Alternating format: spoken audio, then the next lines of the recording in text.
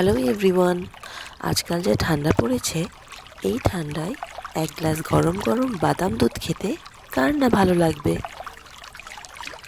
চলো তাহলে বাদাম দুধ বানানোর রেসিপিটা দেখে নিই।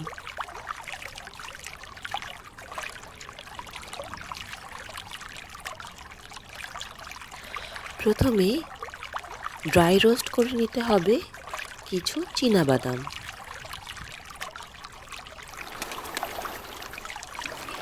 এরপর খোসা ছাড়িয়ে নিতে হবে। এবার কিছু কুমড়োর বিচিকে ড্রাই রোস্ট করে নিতে হবে।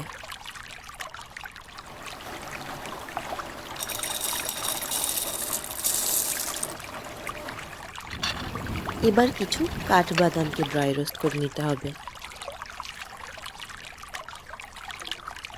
কুমড়োর বিচি, কাঠবাদাম আর চীনাবাদামকে একসাথে করে নিতে হবে।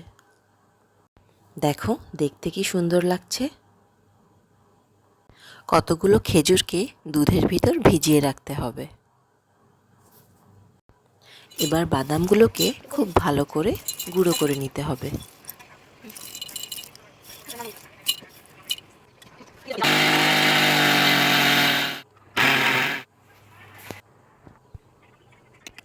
দেখো বাদামগুলো কত সুন্দর গুঁড়ো হয়ে গেছে। এবার ভিজিয়ে রাখা খেজুরগুলোকেও ব্লেন্ড করে নিতে হবে।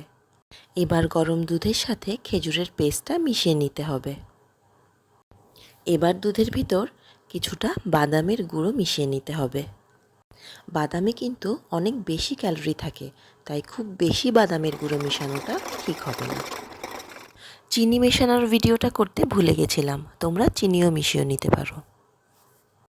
সব কিছু খুব ভালো করে মিশিয়ে নিলেই তৈরি হয়ে যাবে বাদাম দুধ। এবার গরম গরম পরিবেশন করতে পারো, অথবা চাইলে ঠান্ডা করেও খেতে পারো। আর হ্যাঁ বন্ধুরা, অল্প অল্প করে খাবে, একসাথে অনেক বেশি খেয়ে নিলে পেটের সমস্যা হতে পারে।